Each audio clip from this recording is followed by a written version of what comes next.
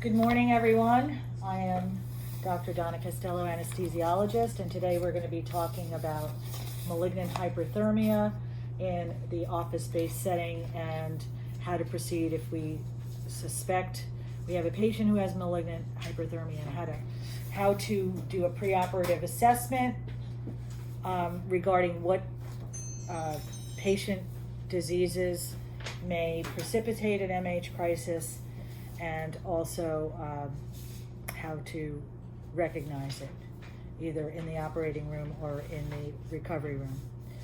So as a team, I'd like to do a few things and go over where our supplies are so that everyone knows. And so first of all, and anyone can answer, where is our supply of dantrolene? Okay, so we don't have dantrolene. Actually, Ryanodex. Ryanodex. So yes, so we'll clarify that in a second. Yeah. So our supply of dantrolene is in, and I thought the same thing. It is in the code box, and Do you want to show where it is? yeah, let's show where it is, and we're gonna just turn around. Show where it is. So Like hyperthermia kit. Just crack open your crash cart. And then it's in this box. And so there are two forms of dantrolene, and the form that we have is, the trade name is Ryanodex. So there's Revanto, and Revanto requires 60 mLs of sterile water to reconstitute it, and Ryanodex requires 5 mLs to reconstitute it of sterile water. So it's a beautiful thing because you don't have to have as much work to do that. We also should talk about where our supply of cold normal saline is, and can It's in anybody the answer that? refrigerator bottom drawer. Bottom drawer of the refrigerator in the recovery room And I just area. checked the dates, it's good until the 20. Perfect, because I wrote June that down. 21. June of 21, so we have to remember that for coming up this June.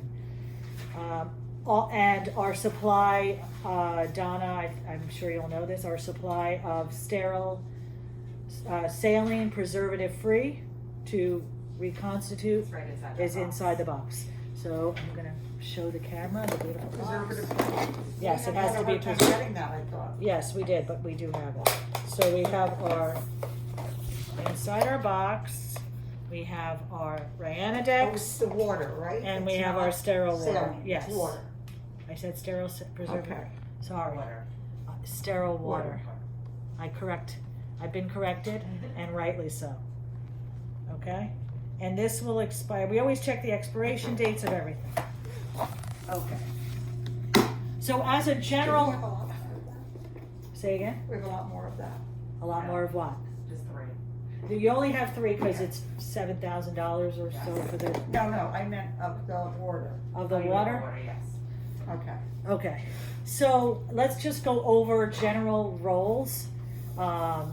So we have, in every case, we have an RN is in the room, and we have the operating team, which consists of Dr. Sultan, Obed is a surgical tech, or if Obed's not here, another surgical tech, and PA, Jennifer. At times, we may have other assistants, but most of the time this is what we have. We have our anesthesiologist. So once we consider that the patient may have malignant hyperthermia, we need to trigger a series of events in order to treat the malignant hyperthermia properly. Can I Yes. interrupt, because Deirdre actually specifically asked us, she wanted to know a little bit about the etiology of malignant hypothermia, because she Okay. didn't really understand it Okay. well from her past. Well, malignant hyperthermia is an inheritable disease. I wish I would have reviewed this. I'm Deirdre. sorry, then I'm sorry. It's okay. It's an inheritable disease, and it involves it involves obviously muscle, because what happens during malignant hyperthermia is that there can be muscle breakdown, rhabdomyolysis, and a lot of muscular dystrophies are associated with it. I'm not really equipped at this moment to give a well thought out description of MH and how to diagnose it. So I promised to do that and send Deirdre a video of myself talking about it, but I did not prepare that, sorry. And it's extremely It's okay. rare, correct? It is not very common, and there are other things that may mimic MH, but once you consider that you might have MH, you need to treat it appropriately and then find out later that you wasted your dantrolene and it was something okay. else. So neuroleptic malignant syndrome is a syndrome that can occur with patients who are on SSRIs and have anesthesia and narcotics, and that may precipitate an MH-like crisis, but it isn't malignant hyperthermia. Alrighty, so But you would treat that the same because you you're would, not certain because you're at the not time. certain, To right? rule it out. Because so if on your list of patients' medications, you know, they're on certain drugs, then you have to consider that it may be that and not MH. But since you're not going to know, Right, you're not gonna take it. so you have to treat. So the first thing that happens is the patient's anesthetized under general anesthesia, and there are certain agents that trigger malignant hyperthermia. That I can talk about easily. So certain drugs trigger malignant hyperthermia, and one of them is succinylcholine, which we rarely use here in this office, but we may choose to use it on occasion. It's kept in the refrigerator. And the other agent that may trigger malignant hyperthermia is one of our volatile agents. So how we keep our patient asleep. So desflurane or sevoflurane. Nitrous oxide, which we no longer use here, does not trigger malignant hyperthermia. And any of the other gases, air doesn't, oxygen doesn't. So if a patient has received succinylcholine, there's a possibility that they may have, if they're susceptible, that they may have malignant hyperthermia episode. If they didn't receive succinylcholine and they received rocuronium or no muscle relaxant whatsoever, but they have a volatile agent, sevoflurane or desflurane, then that too may trigger a malignant hyperthermia episode. One of the things that you have to consider is that all patients should have their temperature monitored if they're under general anesthesia. And we have a couple of different ways here of monitoring temperature, and I hope we still have everything. We don't right now, but I'll get it. So this is a skin temperature probe, and this is fine just for trending what's happening with the patient. Sometimes we put it on the forehead. There's a little piece of it, I'll show you. So there's the end. This is actually where the thermistor is. I don't want to rip it off. Sometimes it does rip off. Okay. So this little thermistor can go right inside the nose, not too far because you don't want to cause bleeding. I'll pass that around. And then I'm just going to step out to go get, I hope we still have them.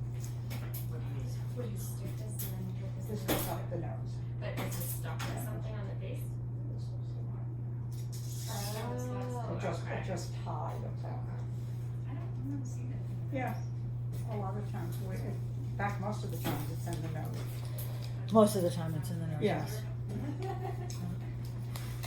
But you can put it, you can just leave that sticky part directly with the thermistor directly underneath it and stick it right here on the forehead. And you monitor all your patients with that all the time? Yes, all patients should have their temperature monitored during general anesthesia. Okay. The other way to monitor temperature is using this device. I don't know if it says what it is on the outside. It says esophageal stethoscope. So that's really great if you have an endotracheal tube in, because then you have a clear path to the esophagus. But if you have an LMA in, then the LMA is going to block the way, because it's just going to sit in the back of the airway and not let you get into the esophagus. This is actually this, but covered with this special polyurethane or whatever it's made out of. This is what you need to use if you suspect a malignant hyperthermia. So if you're using this temperature probe and suddenly the temperature is going up, then this is the way to go. Now, if you have an LMA in, it's going to be really, really difficult to get this, get this in place. So I would just say, remind your anesthesiologist to maybe put it on, nasopharyngeal is acceptable core temperature monitor. Was that kept in the card? Is what? Yes. It was, Okay. but I haven't been here in 3 So if months. you So have, there's all kinds of interesting little details. It's okay. If I So if the day before I'm coming back, I'm going to come in and set up the room. so Donna, if you Yes. have a LMA in Right, and you're suspecting that, right. this malignant hypothermia, what would be done? You would just continue to use that? I would continue to use this. Just make sure it's It's not like superficial. That it really- it's not superficial. Make sure it's back there, just so that you get it It's more as accurate. Okay. Because what you need is core temperature monitoring. Right. So I guess a silly question, and I'm sorry. there's no silly questions. When do you actually put the probes on? Because I've never seen that. I put it on. After- So usually it's after the Okay. drape. Sometimes The it's after the drapes drapes are up. Okay. I'll be digging under there. I've seen it out, but I've never actually seen you put it on. So I'm- Sometimes I put it in the axilla. So in a facelift, I don't have the access to the face, so I'll put it in the axilla. In the old days, I used to put the esophageal temperature probe and a nasogastric tube, and that just kind of fell out of favor. Make everything as less cumbersome that's coming out of the mouth. So when Dr. Sultan is doing his beautiful work, then he doesn't have to worry about having excess Right. devices coming out of the mouth. So usually what we'll do is we stick, this is the easiest one and it stays, stick this in the axilla. On occasion I've used it in the groin, but the best way for MH is somewhere that is considered core. So esophageal, nasopharyngeal, or even rectal, and this can be Oh, really? inserted rectally with a little bit of lubrication. Okay. Are there any other questions about MH that I can answer without sounding like a fool?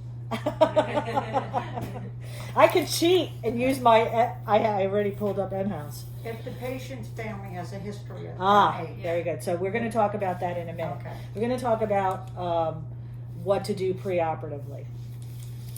So hold on a second. Let me just pull this up. Now, I'm going to bring this to the forefront here. Where is this? Okay, great. So I'm bringing you over to show that we have this lovely emergency therapy for malignant hyperthermia poster. And that is a very good resource for anyone to be able to know what's going on. And it talks about signs of MH, and if you have a sudden arrest in young patients, if you have trismus or masseter muscle spasm. So that's really something that the anesthesiologist would be not in charge of, but that's something that we would recognize first and say, "Ooh, we have a problem, Right. Houston." And then it goes through what to do to get help, dantrolene, bicarb, all of the treatments, and then it talks about the post-acute phase. We're going to get into a little There's bit. one on either side of the recovery room beds also. One of those, posters. perfect. That's very important. Thank you, Teresa. So one of the things that we have to think about is patients who we may consider that they may be at risk. So we generally don't do those patients in here anyway. But if, surprise, surprise, somebody comes up with this history, then we may need to cancel. It's important to tell the anesthesiologist if you get that. So let me just see if there's, hold on a second. I'm just going to go back and say, I don't want to forget anything. How to be prepared. Wait. So what I'm looking at, by the way, is the mHouse website, and it is really helpful. I actually have used the MH hotline to make a phone call to ask, was actually years ago, and that segues into who's at risk. And I called about a patient who had a family history. So patients are at risk if they have a family history of MH.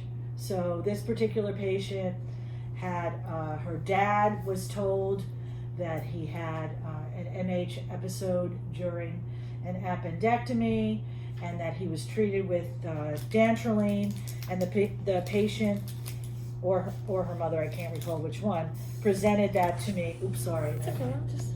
Presented that to me during the preoperative assessment, and I said, okay, well then we have to hold the fort.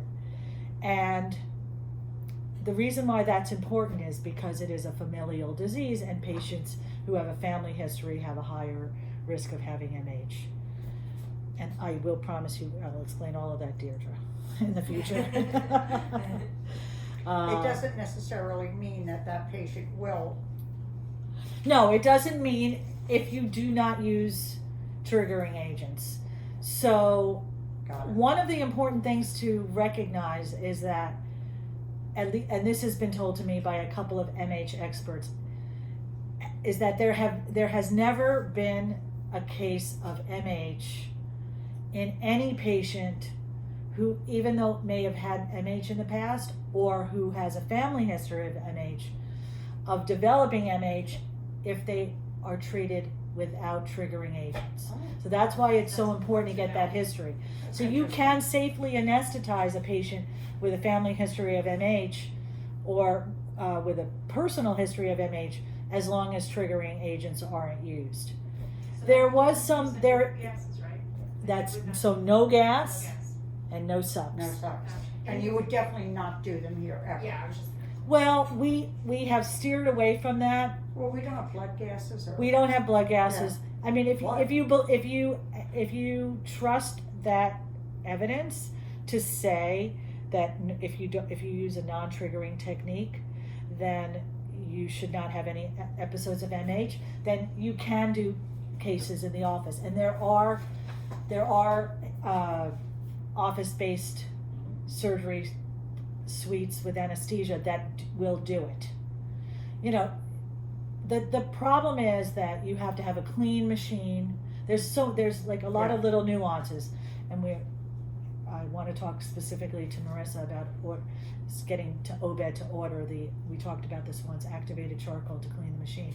So you have to have you have to start with a clean machine. It's not so easy to clean a machine. You know, how many parts per million of whatever gas is residual in the air, if you were here the night before, no one knows for sure. So I think for overall 100%, you don't have to worry about it.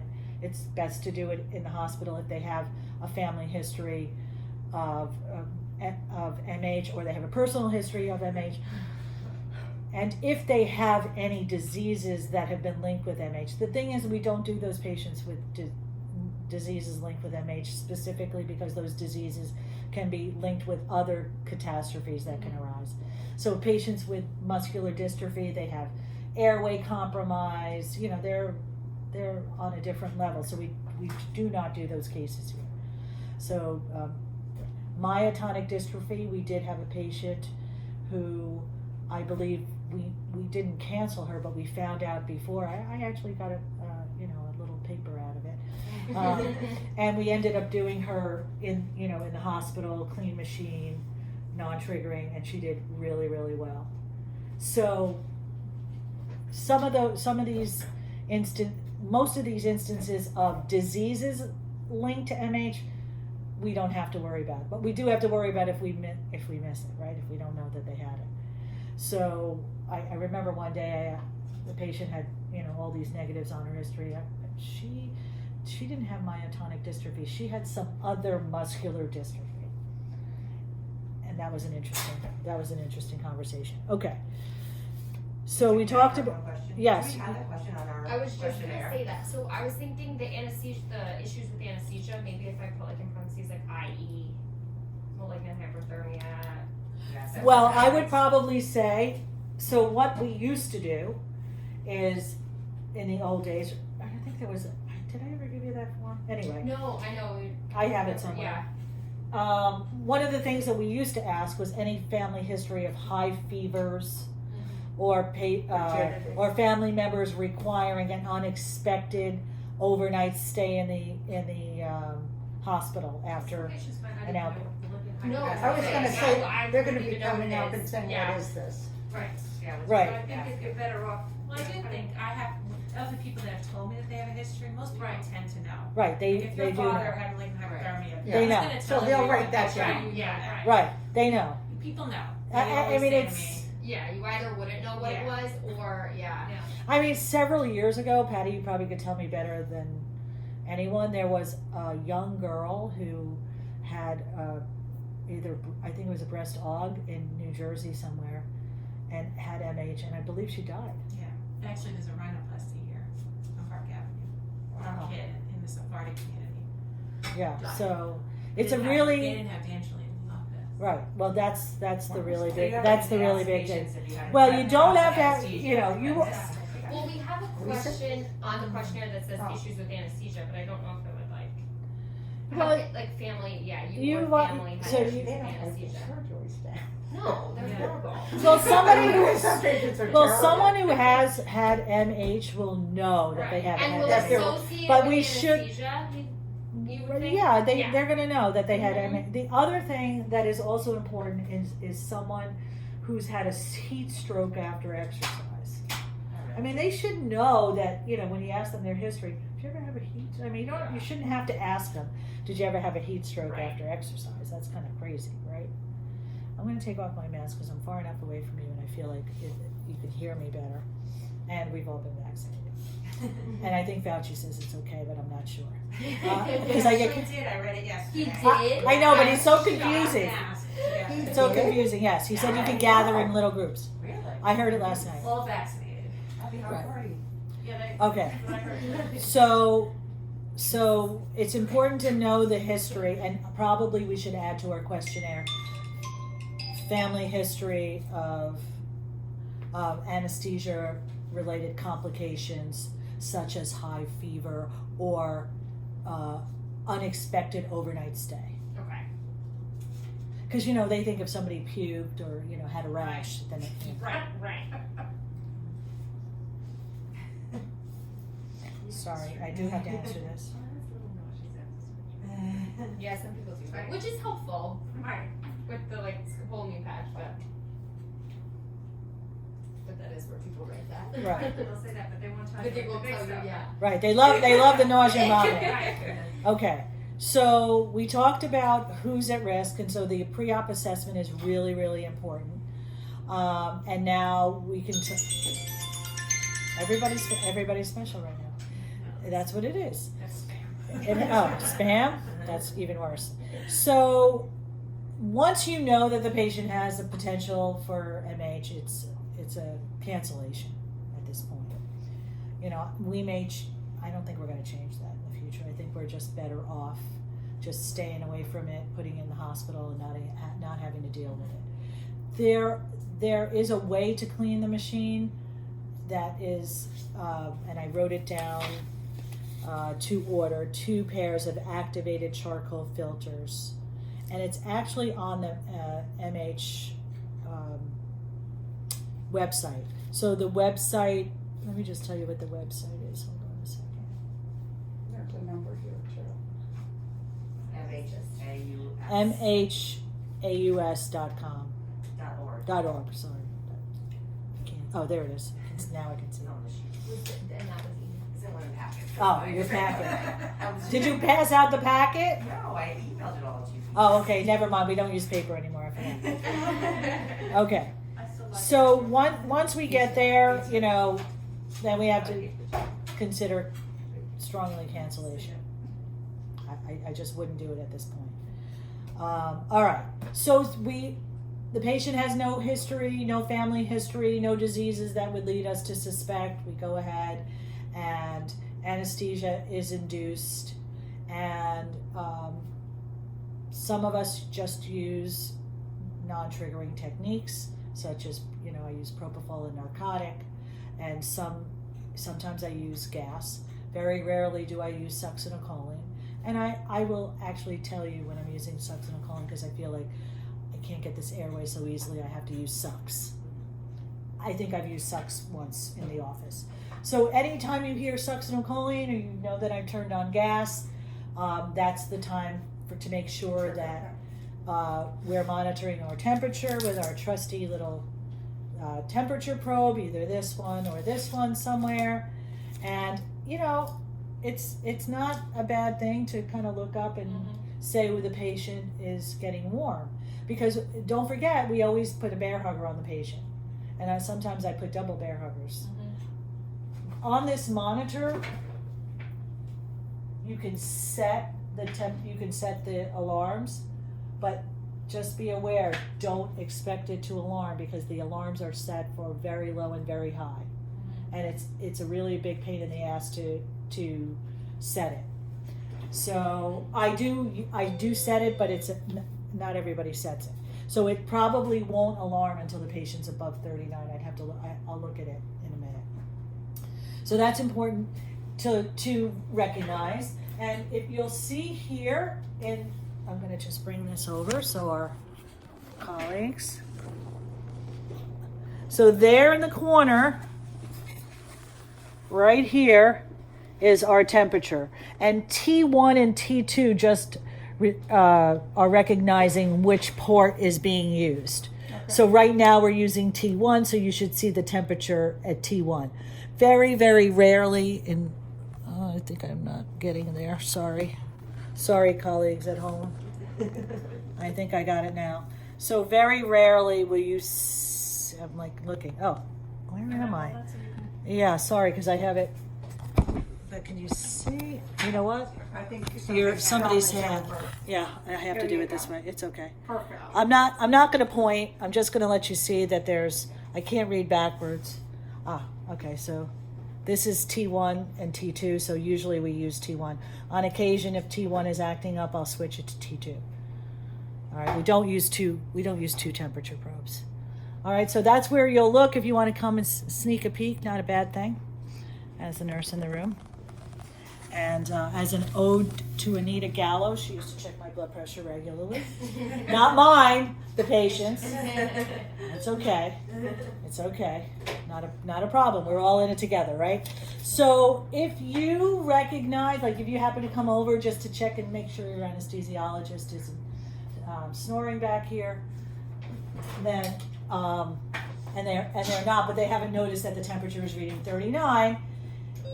You might want to say, hey, your temperature is reading 39. Now, sometimes this happens where this little thing pops out and it's hitting the bear hugger. It happens. Or if it's in the axilla and it's hitting the bear hugger. So then they'll readjust and then you'll have a good temperature and everything will be fine. So you recognize, all of a sudden you notice, wow, the temperature's high. The anesthesiologist recognizes it, says, yes, you're right. Thank you, Katerina. Thank you, Donna. Thank you, Teresa. And then we readjust and it's still 39. And there's an LMA in place, and now instead of the respiratory rate being the usual, 12 to 16, now the respiratory rate is 30. Or the patient's having a facelift, and now, Dr. Sultan is mentioning that the patient is breathing or bucking, or is the patient awake, kind of thing. And you look up in the respiratory rate, instead of the vent being set at, if your vent is set at 10 or 12, you'll notice that there are extra breaths. So those are things that, as a team, we can contribute to making the diagnosis early, knowing what's going on. So is temperature like the first thing that you see? Is that something? No, It could it's be- actually, it may not be. In fact, sometimes the temperature going up can happen later.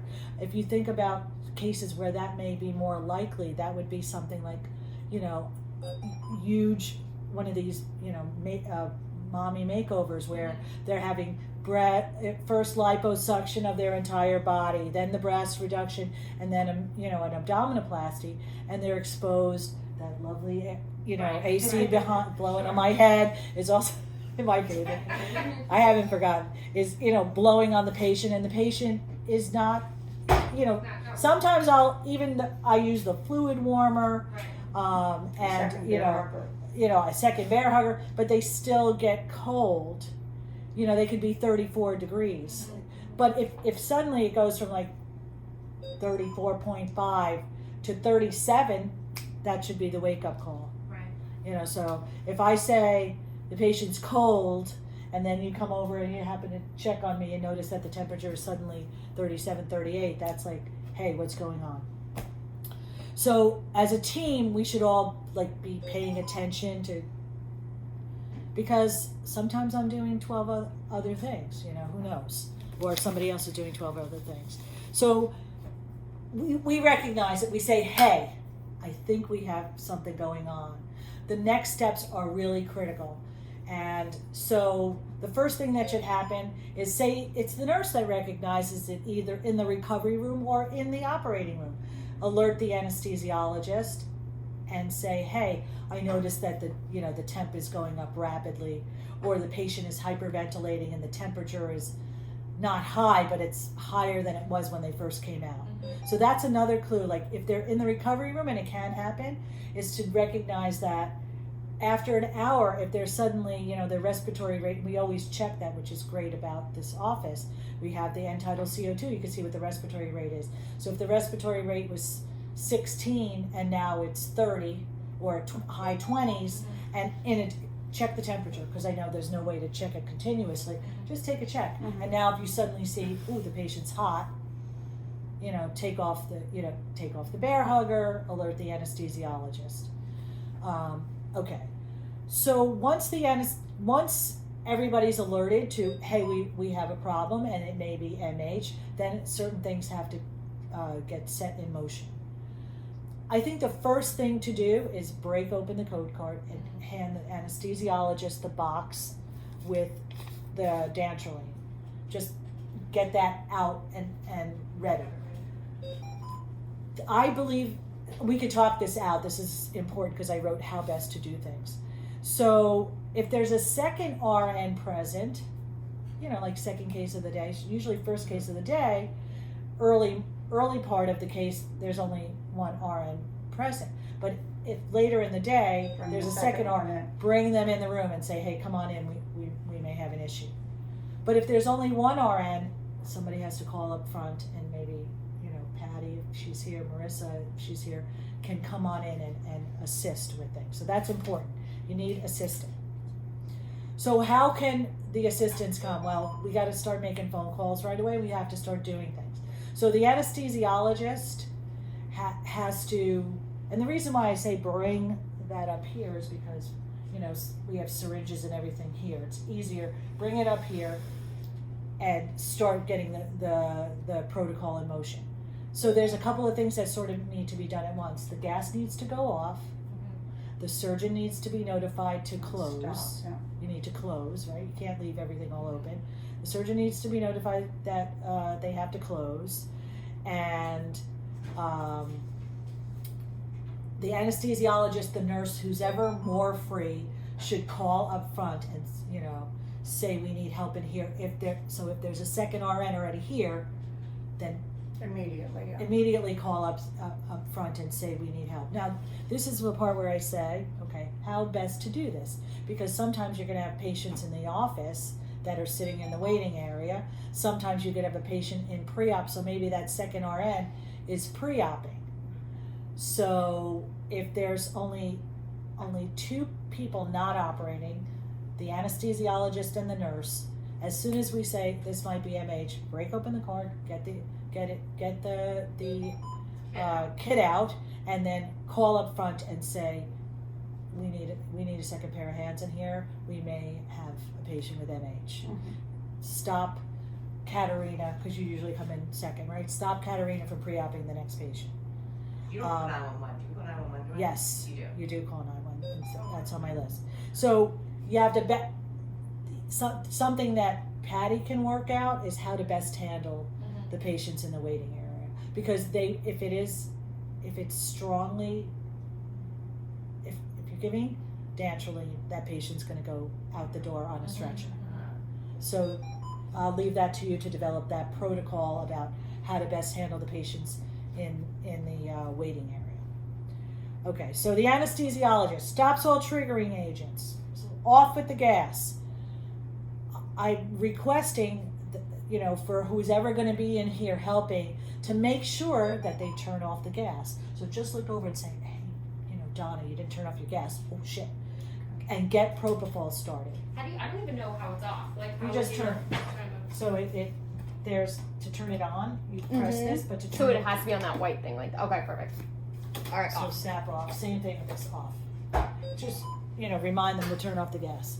So turn off the gas, start propofol, because what if it's a whole side of a face that needs closure? It's gonna take time. What if there's a whole part of the breast that needs closure? That's gonna take time. You can't let the patient wake up in the middle of the procedure. So they need to start propofol, and also something I wrote down, and I wouldn't have thought about this if I hadn't read it on the MHouse website, is to start high flows of oxygen. So this is critical for OBED. OBED may need to break scrub, or whoever can do it, and change the tank, because your flow should be 10 liters per minute or higher, and you're going to suck through oxygen. And end a new circuit, correct? At the beginning, yes, it's best to take off the circuit, change the soda line, but right away, just start doing, Soda lime, I didn't think. start doing those things. Change And- the whole thing? Yes, The whole thing would have to because change. gas If is you in got there. If you got any residue in there. There's residue in there. So I feel like that's kind of secondary if we have activated charcoal. The activated charcoal goes here, one here, and then you don't have to do anything, because That'll filter it out. it's going Ah, to absorb it okay. all. So we talked about getting that, and then it's actually on the MHouse website what the name of it is, because I remember that I couldn't get the name of it. Okay. So once we've initiated the, calling up front, getting a second pair of hands in here, turning off the gas, getting the propofol started, that's going to take some minutes. In the meanwhile, after the nurse has done the initial call, get the dantrolene out, the third thing is to bring in the cold normal saline. So we're going to turn, and the next thing is, so cold normal saline, turn off all warming devices. So turn off the bear hugger. The bear hugger itself has a temperature of low of 32 degrees. It takes a while before the temp comes down. So I think it's just best to just turn it off. Do you take off the, I bear would, hugger until- if you can, without contaminating the field. 'Cause that keeps Pull it it- very hot. It keeps it very hot, right? It keeps the heat in. Pull off the blankets out from underneath. Make ice packs. Usually we do that anyway because of the cases, but make some ice packs so we can pack around the head, underneath the head, near the carotids. We have actually, right. disposable ones. that Right, we so, could just- right, exactly, and do that. So ice packs, make, Or those big ones we have, which would be good. Yeah. yeah. I mean, you could put, Whatever you can. whatever you They're can. easier, yeah. And then if the anesthesiologist is busy, the nurse can assist by changing out Cold saline. put the cold saline on the bag. So Or you're running it really fast? fast, Right. you've gotta give them fluids, cause they're gonna be hypermetabolic, and they are Just going, burning up. and you need to have them diurese. So one of the things about, Foley, Foley. right? right, yes. So you need to have them diurese. So when appropriate, everything's closed if it's here, wherever it is, insert a Foley so that you can promote diuresis. And I don't know if I wrote down the amount, but you need to have the patient pee. And one of the things the patient should also have a Foley no matter what you do. So even if you go through a protocol and you don't have enough urine and you start giving Lasix and mannitol, they will diurese and have a full bladder anyway, because the dantrolene of either version, the Rovanto, which is the big 60 mLs to reconstitute, or the 5 mLs that we have here, has some mannitol in it. So are you getting Lasix on top of that? Or is You it- may. You may. If you don't have a So good, they'll diurese but by the then they should be on the way. Like Anybody by else then, Subway? No, thank you. Thank you. what was the question? Subway. Mom, She knows. Thank you. Do we have a kit for the folder? Yeah. Is that down here? I'll show you. Oh, good. There's on top of the crash cart. Can I interrupt? Autoclave Yes. room on the top. You can interrupt You any called 911. right away. You called 911 right away. What are the chances that you've gotten Get into through all all these this. steps? Probably very little. Or do they sit here because are they prepped for all this? I mean, I'm sure they are, but are they really? They're really a scoop and run situation, Yeah. but that's Relax so and the just give, yeah. so one of the things that Animal. needs to happen is once they're here, is that we have to find out where they're taking the patient to. So most likely they would take them to Mount Sinai. Mount Sinai, because it's the Because closest. it's the right? closest Yeah. hospital. Don't you have to stabilize them somewhat? I know. that's Well, what if I'm they're, saying. it depends. So if they're just having high fever and you've given your first dose of dantrolene, and you don't have any other associated effects of MH, one of which could be arrhythmias.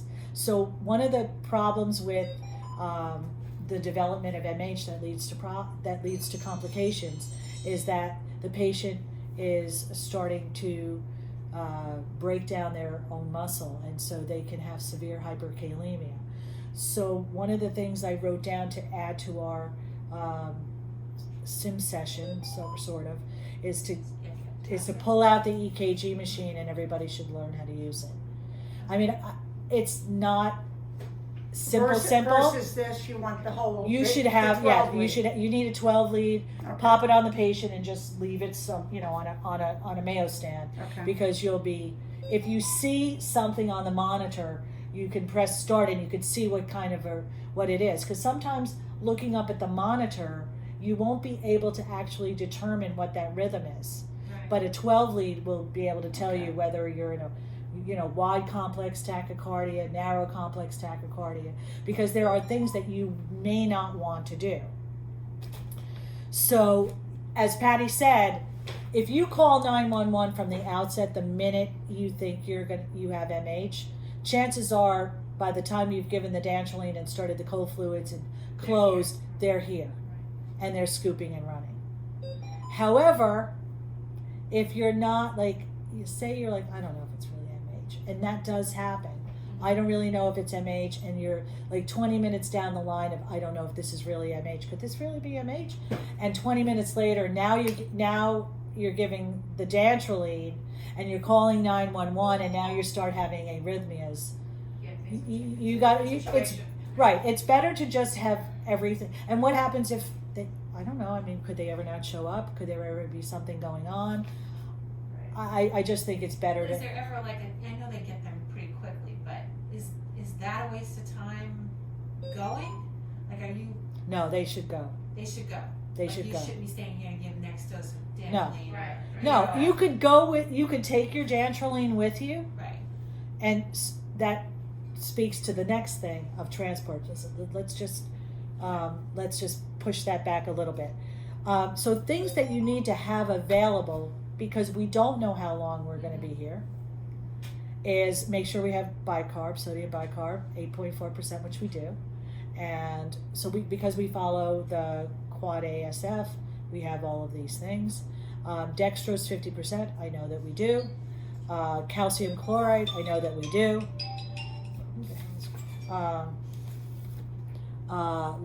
So lidocaine 2% or amiodarone. The problem is that lidocaine may be contraindicated depending on the type of arrhythmia it is. So amiodarone is always a better choice, and we know our ACLS. Sorry. And we should have a minimum of 3 liters of cold normal saline. Perfect. What if you lavage? How much do you need? Well, so the way that I've done lavage in the past is you can take a suction canister. So I'm going to show my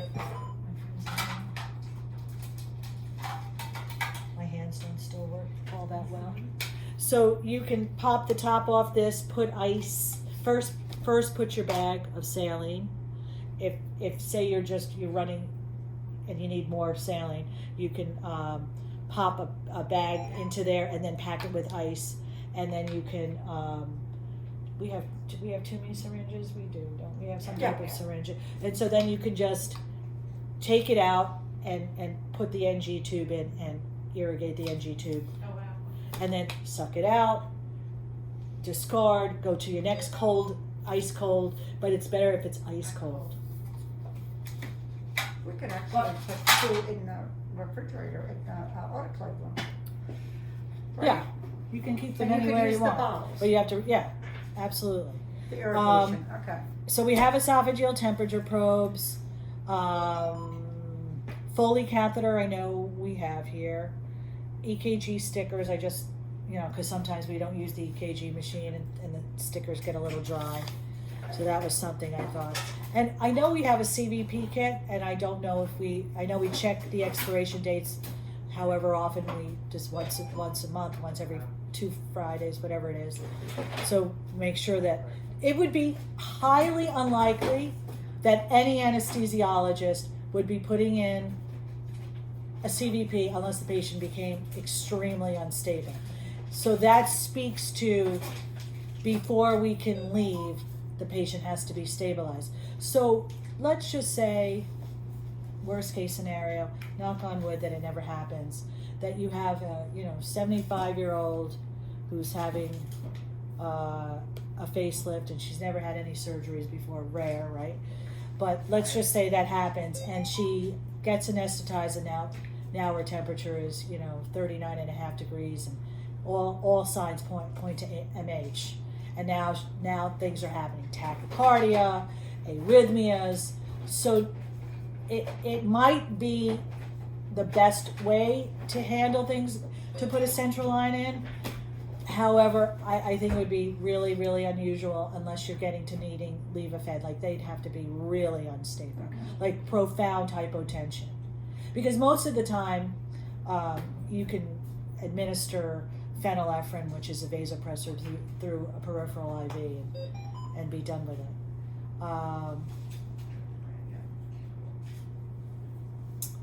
So that's that part of it. So generally speaking, we're not going to have to be in a situation where we get way down the protocol, because giving regular insulin if the patient becomes hyperglycemic, giving which is rare, but also if you have a situation where the patient's hyperkalemic. So if the patient's hyperkalemic, the treatment of hyperkalemia is to give D50, insulin, calcium chloride, and to treat that. We don't have a way to test point of care. We don't have point of care testing for, and we should never need it. It's so rare that it's something that we really don't need to have. One of the things that MHouse recommends is testing for urine hemoglobin, and I'm kind of like, okay, what are we going to do anyway? I guess if I have urine hemoglobin, I would give Bicarb, but I'm hoping that by the time I get to testing urine hemoglobin, I should be in a position to have the patient being out the door. On the way, yeah. On the way. I don't want to forget any of my little notes. So, again, I can't reiterate it. I know I'm going to drive everybody crazy, including myself. But be Anita Gallo. Make sure I turn off the gas. It's a really, really scary time. And it's important to, us all be together and check. Just check. Come over and say, I hate to drive you crazy, but is your gas off? It's off. What if, I remember once years ago, I thought I clicked it all the way, and I didn't click it all the way, and I was like, why isn't this patient waking up? And I'm looking, and I finally saw that I hadn't completely turned it off. So it doesn't hurt anybody to check. Just check. Did you turn it all the way off? Okay. Turn off the gas. Make sure you got some propofol going. The next question I had for myself, and one of these days I'll just call, I would call if we got into a crisis, but what to do, if I have an LMA, should I switch it to an endotracheal tube? I think the patient is 100% stable, and after the dantrolene is given, that things are starting to go in the right direction, and you notice that the respiratory rate has slowed down. It's a breast reduction. It's almost closed completely.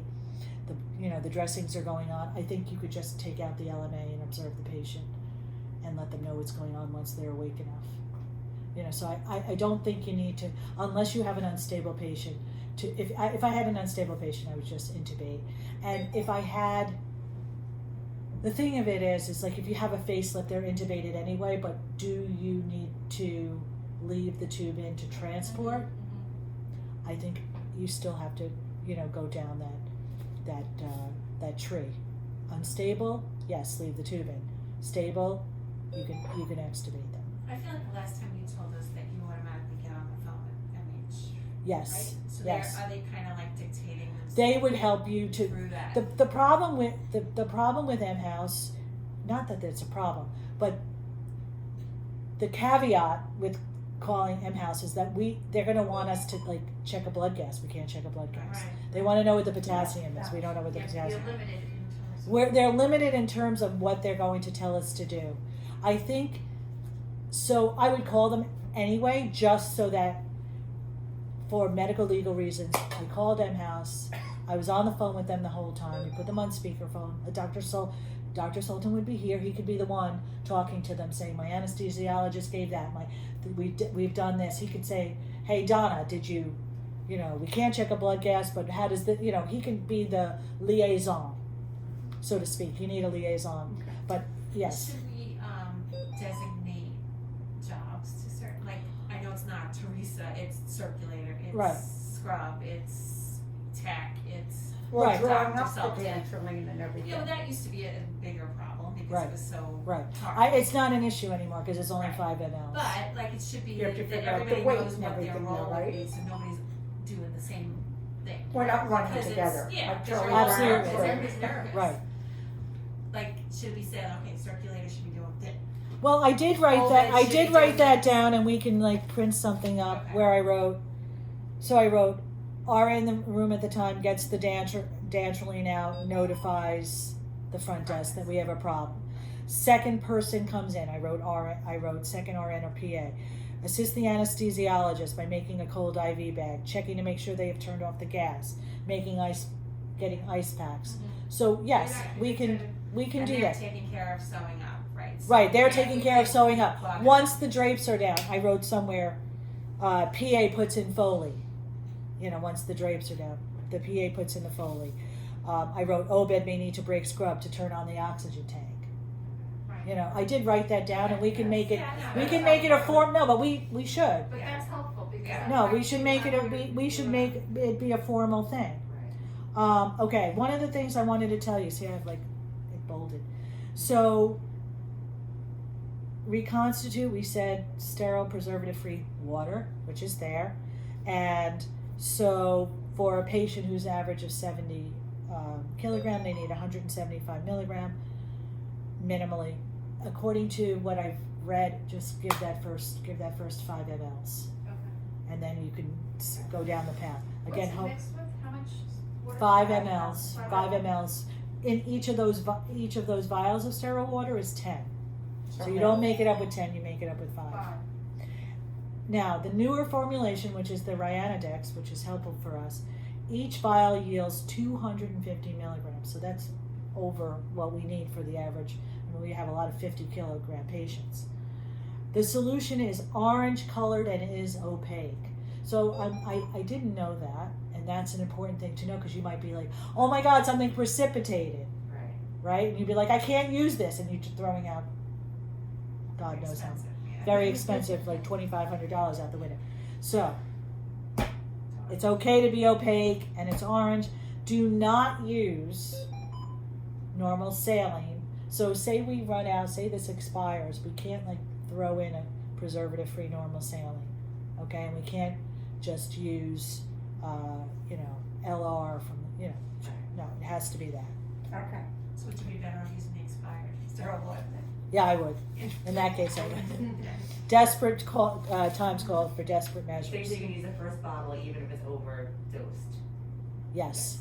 They say give the The whole 5 thing. ml. Give the whole thing. So it's five mLs into the I whole get bottle, dollars. using the whole thing. And then, I get a little handout, that little handout And you're stays on top of the pushing crash it. cart, so you had to mix it. Oh, okay, so thank you. here we go. This is our little handout that goes on the crash cart. 1 vial for most patients, 1 provider to reconstitute, 1 minute to administer, and 1 name to remember. That's why they charge you so much. Because no, and it really does make a big difference because I mean the Revanto, It's hard. it's really hard because it's like We were teaching concrete. everybody out there the last time too. Yeah, it's The like 60 concrete. cc's of water, 'cause it's hard. Okay, and it should be administered by IV push.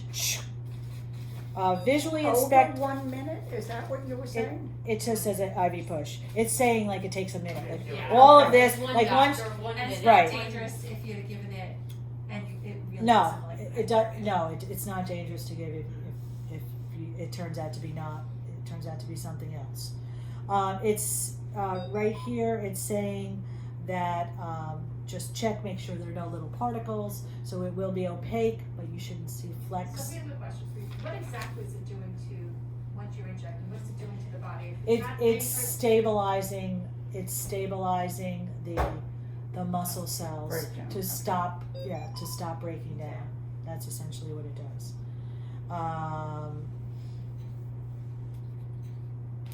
Okay. So I mentioned that the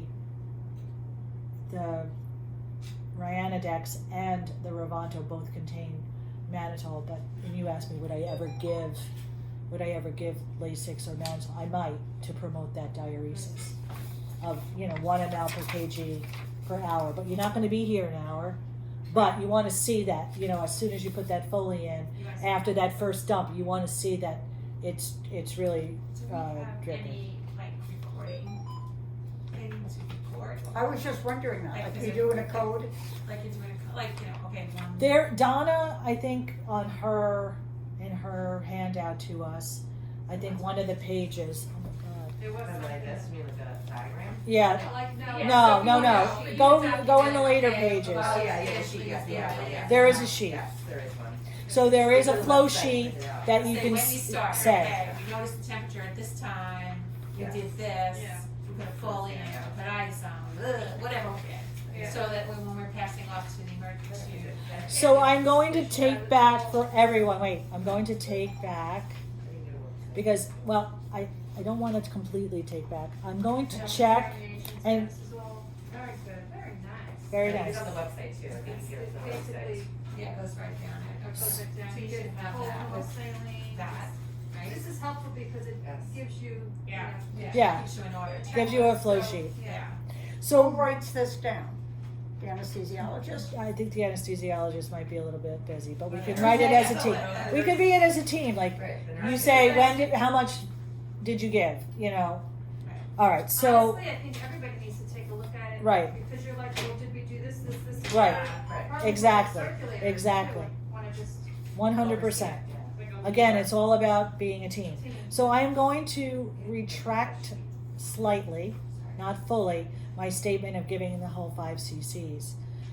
That's what mHouse states, give the 5 mLs. But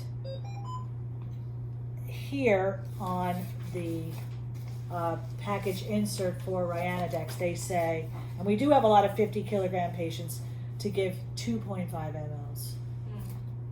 So that is to be determined, and that would be something that the mHouse, the expert on the on the hotline, would be Would tell able you. would. Now, there are times that you call and they have to reach them. So these people that are affiliated with mHouse have a beeper, and they have to be, or some form now. I don't even know if they have a beeper anymore, but they have a way for who's ever answering the hotline phone number will then contact them, and then they will contact you. So that's something that you could ask. You can give it based on the dosage guidelines based on weight.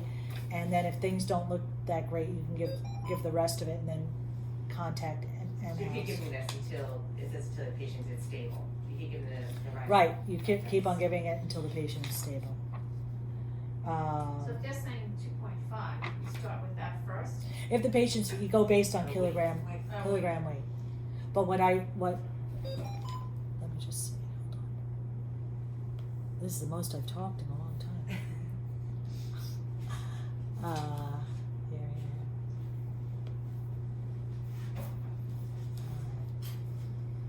We talk about temperature monitor. It's here. I know that I read it, which is why I wrote give all 5 mLs. So I will get back to you on that as to whether or not, as a first dose, you should give 5 mLs, and especially if you. I mean, I feel like it's no harm, and if you give that 5 mLs, it's much better than. Yeah, I was just thinking the same thing. It's Error, actually you know. harmful to them. Yeah, It's not right, like you're overdosing right. them and something's gonna. They don't really say here. Exactly. It does say some people may need, More. yeah. Right, exactly. So I believe that I read on M-House, and I don't know where to find it now, of course, that they said give the 5 mLs. Even though they say 2.5 milligrams So per say ml. you do your 5 mLs, when do you give them next? I'd have to look that one up. How long? I don't know the exact answer, Very good. you know? No, I have another question all of a sudden. Wait, let me just see if I can find this. Healthcare professionals. Does it, Donna, right behind you, does it say on that little paper? What did we look up? I can read. Managing Like, the when you give a process. second dose, like how quickly or what, maybe she's.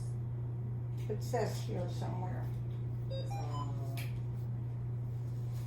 Okay. It says repeat until signs of MH are reversed.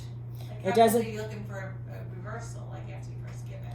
It's going to be hard in this setting to see whether or not you have reversal, because usually by that time they're gone. So you're looking for a decrease in temperature, the end tidal CO2, if they still have it, an endotracheal tube, is they're not, over breathing. It says every 10 minutes until systems subside and or advised by MH hotline.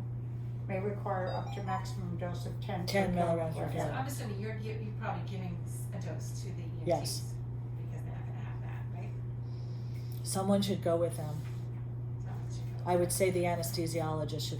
In some instances, maybe you don't need the anesthesiologist to go with them, but I would say in that instance you need the anesthesiologist to go with them, because they are probably not going to be comfortable giving that dose of dantrolene. They've probably never used it. I don't know. I have a question to know. ask. Do you start another IV? If you can. Because you have one with the propofol and one with the, okay. Right. Listen, if you can't get to the, you can't get underneath, and you They can't. could both be given together. They can be given together, but Okay. go for. I'm go just for, curious. Absolutely, go for the go on the feet if you have to, Right. and that's something that, depending on how comfortable Any you of us got, are. any of you Yeah. are starting an IV. Yeah, it's time to. I really want to get an arm so you guys can practice, because it's hard if you don't practice. I actually would like to. I've never You want to? Yeah. I know you're like. I know. I've done since PA school, so that's still a lot of Yeah. class. Oh, here it is, Marissa, for you. It's called Vapor Clean. VAPOR dash clean, and it's Dynasthetics. What is it? Dynasthetics.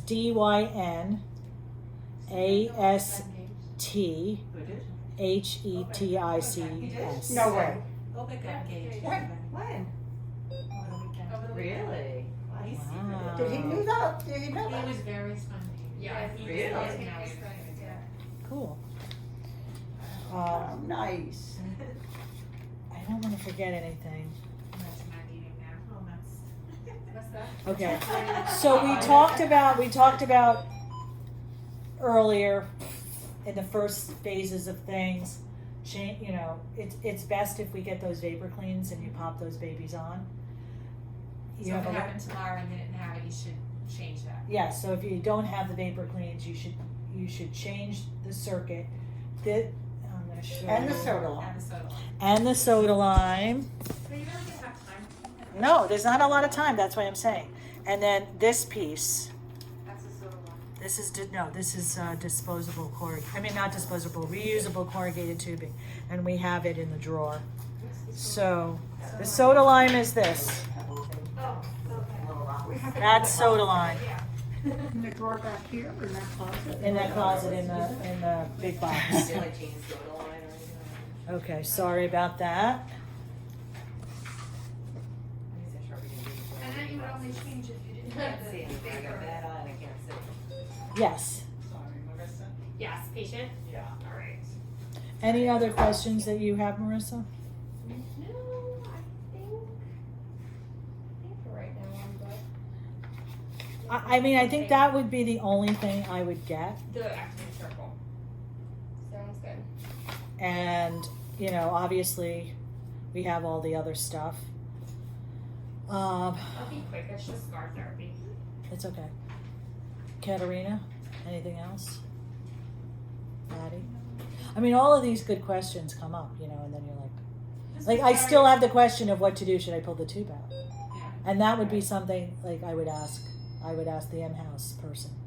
Should I intubate, I would know, I shouldn't say should I intubate, I would know if I need to intubate based on what I'm seeing, versus is it best to just leave the tube in, and if the patient is relatively stable, leave them, let them go with some propofol.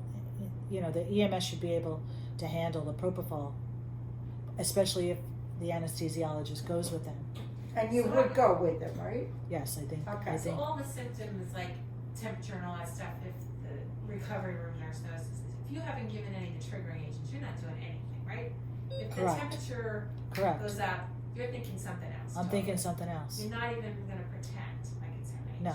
If Without a triggering agent. Without a triggering agent. Yeah. That's the recommendations of M-House. That if you have not given, a triggering agent, then it should be. But a lot of other anesthesiologists Well- do use. Well, it's not only that. So here's the little glitch. The glitch is, say it's the third case of the day, You've had it if you've used it on other people. right? And now you don't have a clean machine. there was a trace and you're saying that somebody's just. It's less likely. There are articles that M-House has in their website embedded in this, 12 million, links that talks about how many parts per million Right. you need and how many parts per million of gas is residual in the circuit, and whether or not that would trigger MH. That's part of the reason for using those filters is to decrease the parts per million. So those filters should be on regardless, right? Or no? We don't use, no, I don't think that's necessary. What do you do at the hospital? We don't do that You at the don't. hospital. Okay. And we don't clean the machine in between cases. Even Because COVID, it, what do you do COVID per se? oh, COVID is a different story. Yeah. COVID is a different story. COVID, I think they switch out everything. Maybe, don't use the machine. I don't even know. Because you can't UV the inside of the anesthesia machine. So I'm looking down, like if we say that we have to have insulin on hand, we have that in our. We do. as well, right? We do. We have the insulin. We have all of these medications on the list we have. The only thing I wasn't sure of, I know we have 2% lidocaine injectable, but it's, sometimes it's in the little vials of 2 mLs, and, you'd have to drop 5 to give 100 milligrams. But I would probably, if I saw arrhythmias, I'd probably go with amiodarone anyway. Anya said that the other day to me too. She said, depending on what we're doing too. If we're doing like a facelift, we use so much lidocaine. Right. You're not going to use lidocaine, exactly. So amiodarone, that's why we prefer to have amiodarone. And then that's it. We have mannitol, if we want to give it, and we could give Lasix. It's not. Unfortunately, this is part of the reason why we have all of these excess Right. drugs, Mhm. because we have no choice. Right. I wish I would have been the one who thought of making up little boxes. I would buy all the drugs and then give them out for like Sell them. $2,000 a Sell pop. them. Yeah, no, well, that's what they're You said doing. give them out, I was like. Well, yeah, sell them for $2,000 a pop, and probably the person who bought all the drugs and filled it is like, it maybe have cost them $100, Right. 200 at the most. I think that's it that I have in my brain cells about what to do. I'm just looking here for a second. I want to look at frequently asked questions to see if maybe we didn't. Okay. People are asking if they shouldn't get the COVID vaccine. It's fine. So one of the things that I did look up was how cold should cold be, and that's just by institutional standards and quad ASF. So if they say that the refrigerator has to be 30, Or 36 is what Right. it normally is. then that's what it should be. Safe and unsafe anesthetics, we talked about that. I just want to see if there's anything that I forgot. So we said all of the inhaled anesthetics, and here in this office we have Desflurane and Sevo. That's it. But if you're elsewhere and they have isoflurane is also bad. These other anesthetics that are on the list don't even exist, I don't Should we think. get a larger size of O2 out there?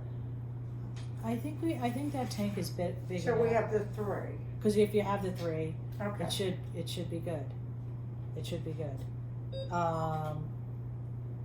So all narcotics are fine. All muscle relaxants are fine except for succinylcholine. All benzodiazepines are fine. That's that. Let's go back to frequently asked questions.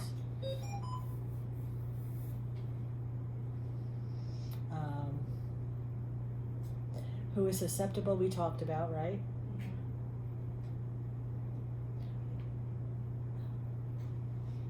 I'm just seeing if there's anything I need to. I'm gonna try this and then I'll Yes. if you find something.